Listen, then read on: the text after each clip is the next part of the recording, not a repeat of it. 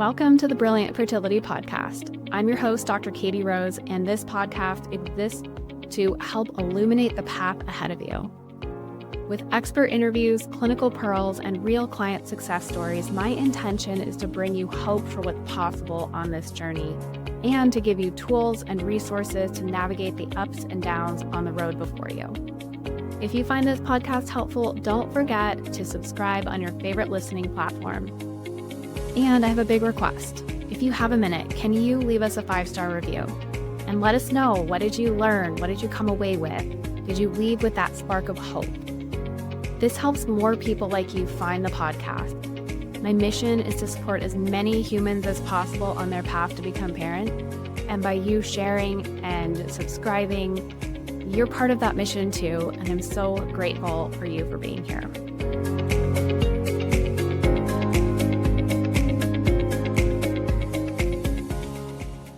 Welcome back.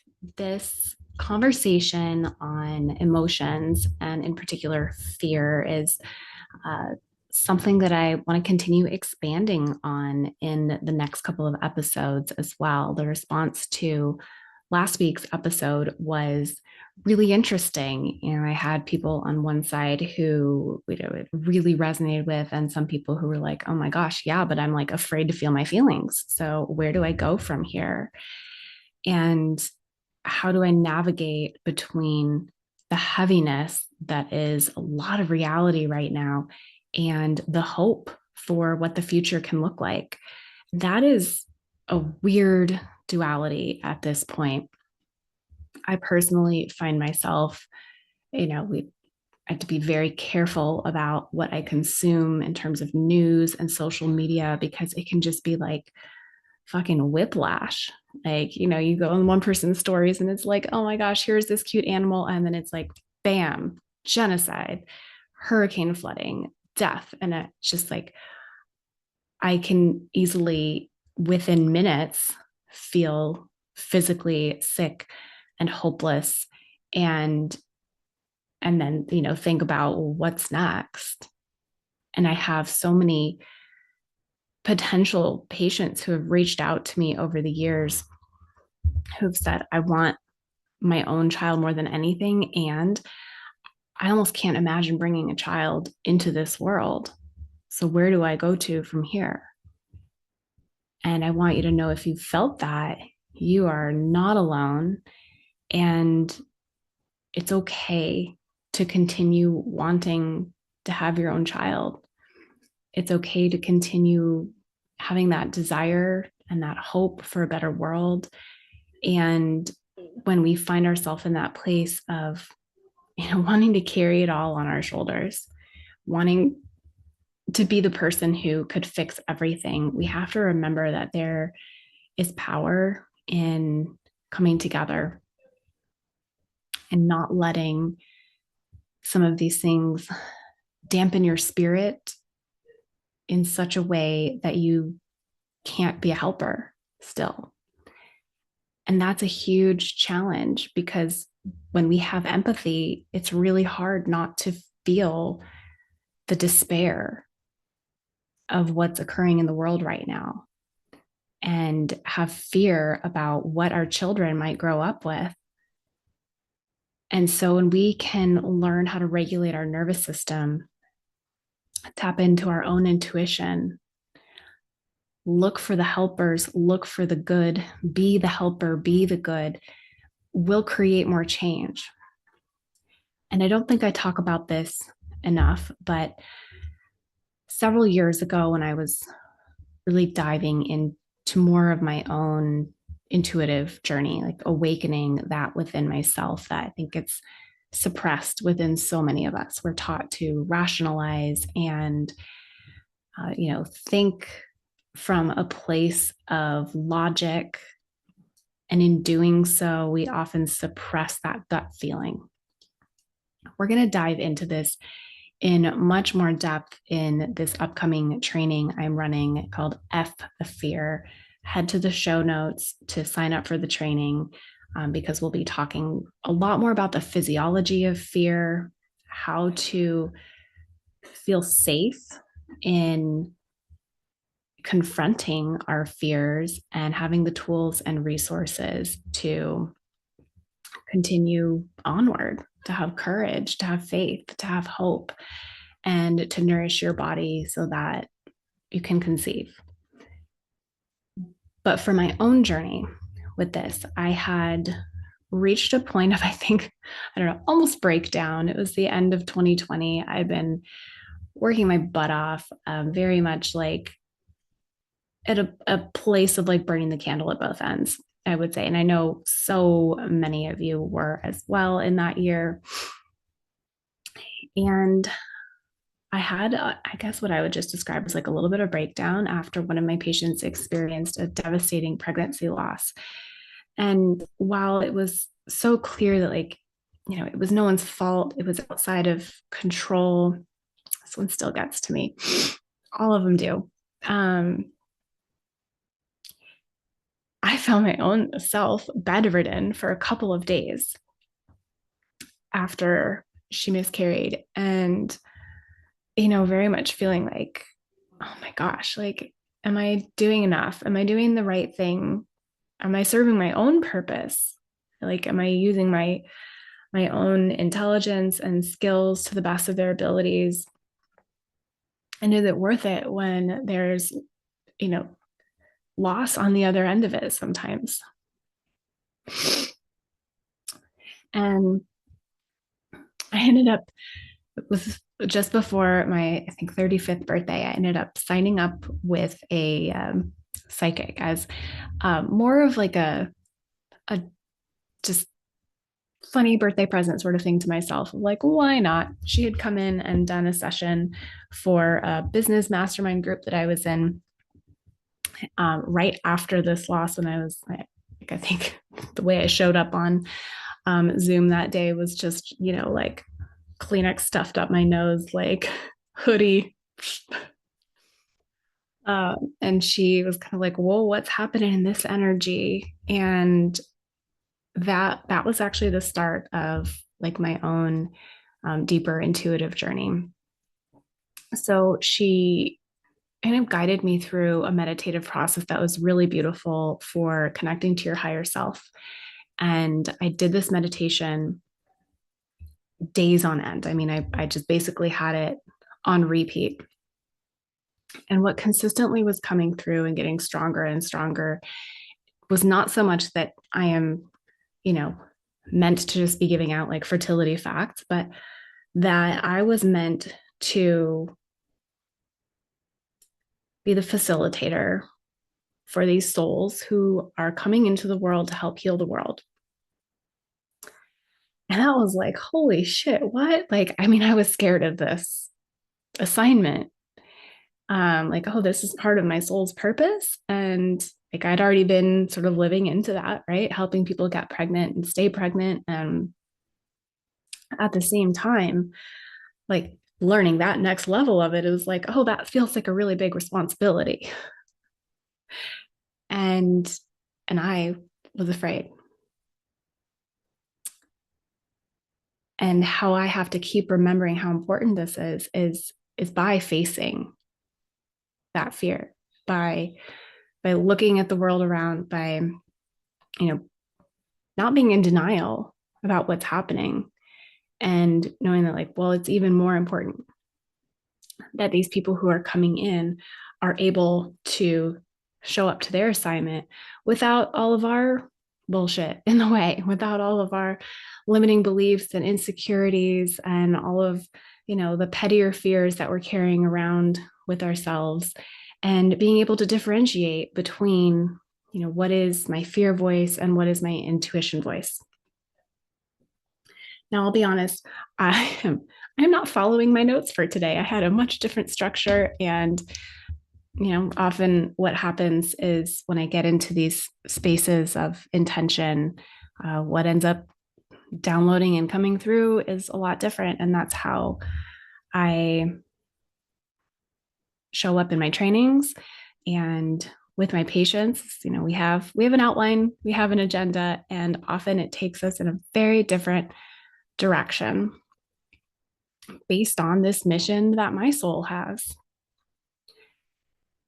So, whatever fear you are facing, whether it's the fear that you might be running out of time, or the fear that you are too old, or that you've been through too much and you can't handle it, or that the world seems like it's crumbling and maybe this isn't a good place to bring a child into, I welcome you to stay present to that, get curious around it, and not judge yourself for having that fear.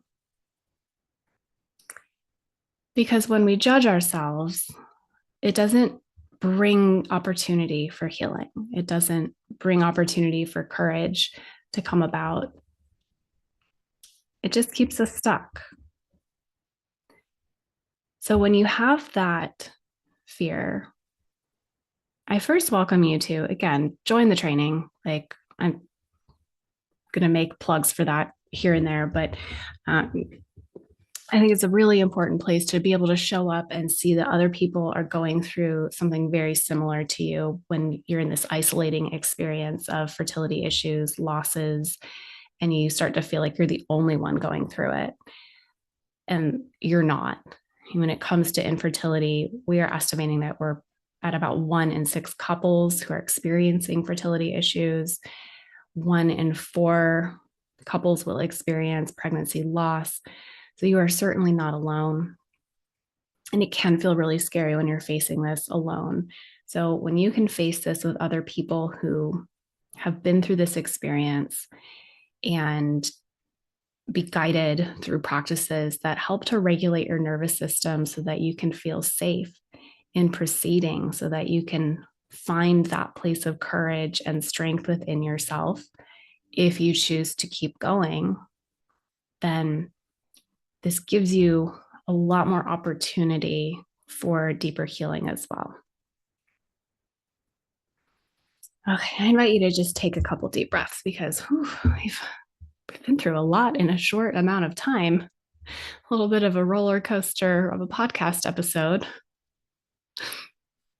But I wanted to read something that really struck me. And this was written by the mama attorney, Daphne Delvaux. She is a trial attorney who specializes in women's and mothers' rights in the workforce. But I felt that this post was particularly impactful. She wrote about this on her Substack, and we're going to see if she would be willing to come on and do an interview. But it starts off with the maternal urge to scream into the eye of the hurricane. And the part of this that really struck me, as she had a background as an environmental lawyer before turning into workplace rights, is that there's so many people who have been observing environmental changes. And, we've seen this in reproductive health too, that environmental toxins has absolutely contributed to the decline of sperm counts. And we question if that's part of why we're seeing issues with egg quality earlier in women's lifespans. And so for her, seeing this, devastation that is occurring with hurricanes, it just feels like, she had been trying to tell people about this for years, and the scientists have been trying to tell people about this for years, and it's so frustrating. But she says, a friend recently told me that she's decided she won't have children. She's an environmental lawyer, and she's just too hopeless about the state of the earth. It's a damn shame because the woman is drop dead gorgeous, wicked smart, and has the biggest heart. But I understand her. Motherhood compounds our concerns. When animals don't have access to safe and abundant resources, they migrate. But it's hard to do that when you have mortgage payments. There are lists and lists of things to do, people to help, and places to donate. This is all important. But right now, today, I want to tell you this. You are already part of the solution. Even if you don't do a bunch of things right now because you're too paralyzed or too busy to act, it's okay. Just you caring so much with your big heart and your teary eyes and your loving arms. You are marvelous, and you deserve protection too. If you want to protect nature, start by protecting your own nature, your own humanity, your own needs. You are part of nature. You are a spring of goodness and life force. Refuse to be fracked. Preserve your resources. You are worthy of the same reverence, respect, and awe as an ancient rainforest or a pristine lake. If you want to rally for the earth, start by rallying for yourself. And don't feel bad for having children or wanting children.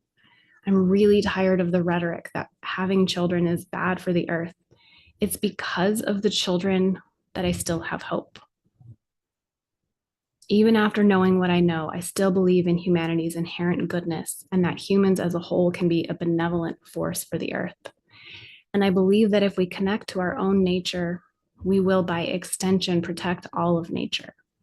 I believe the source of all this disconnection from nature that is so pervasive in our culture. So connect with each other, with the earth, and with yourself. I feel like all of that just in my bones. And so I want to leave you with this, remembering that it is okay to take care of yourself during these times. It is okay to want what you want. It is okay to want to have children.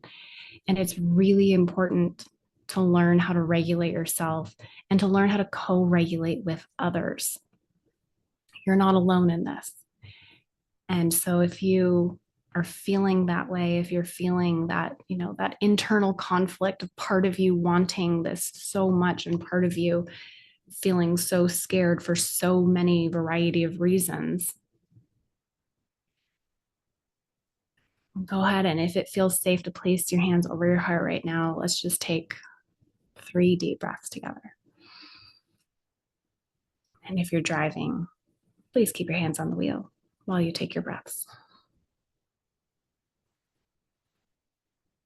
And imagine breathing right into the heart space, that space right beneath your sternum.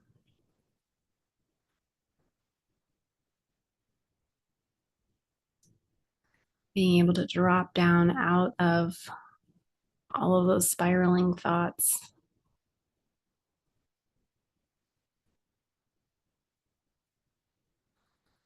And if it feels safe to do so, repeat after me. I am not going to let fear close my heart. I am not going to let fear stop me from creating something beautiful.